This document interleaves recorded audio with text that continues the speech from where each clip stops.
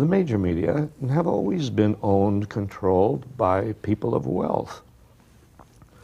And therefore, the editorial positions, the choice of news items has always been determined, by those people who control the press. I think it was A.J. Liebling, the writer, who said, freedom of the press belongs to whoever owns the press. And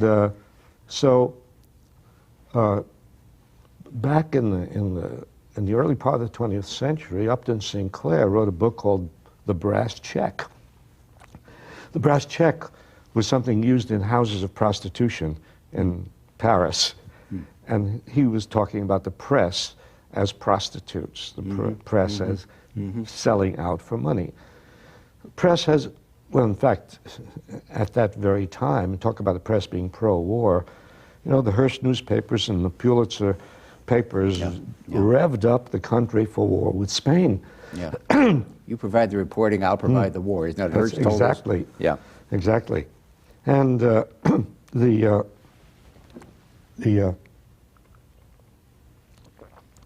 in World War I, again, the press played up the German atrocities, and some of them turned out to be false. The Lusitania has been sunk, a harmless passenger ship. Later it turns out it was carrying war munitions. And playing up the atrocities of the Germans, not saying anything about the British Empire. Yeah. And that's been going on.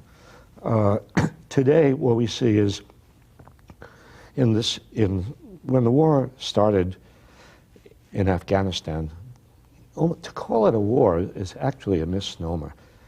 I mean, this isn't a war between two equal parties, the United States and Afghanistan.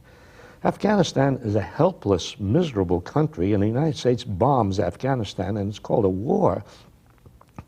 And what happens then is that executives in CNN send out word to their reporters, and I've seen this, it was leaked by people in CNN, send out word to their reporters saying, let's not report civilian casualties in Afghanistan. We were bombing and we were killing civilians. They were not to be reported.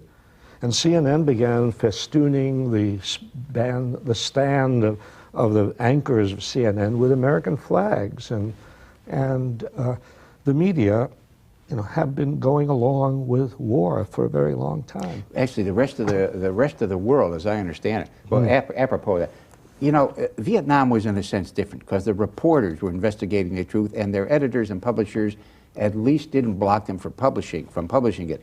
But the editorial and publishers' positions, at least early in the war, were worlds different than what you were reading from the reporters of the New York Times and Time magazine and so forth. That's an interesting point.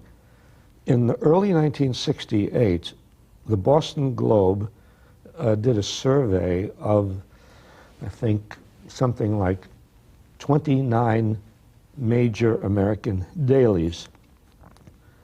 Not one of them called for the United States to get out of Vietnam. I'm particularly conscious of this because in 1967 I wrote a book called Vietnam, The Logic of Withdrawal. Right. And suggesting strongly the United States should get it. No major daily in 1968 supported the idea of getting out of Vietnam. Right. This really hasn't changed, but the rest of the world sees television through television, sees a very different war than Americans see on Fox and CNN and CBS. They see the civilian casualties, they see the bombs falling, and so on and so forth. So you have a real disconnect, I think, between the way we, thinking we're a virtuous country, see the war, and the way other countries see the war. It's interesting. You may remember that both in the Afghan War and in this war in Iraq, that the United States bombed the offices of Al Jazeera, the Mid-Eastern television network. They did not want that network to be able to show pictures of the results of our bombing.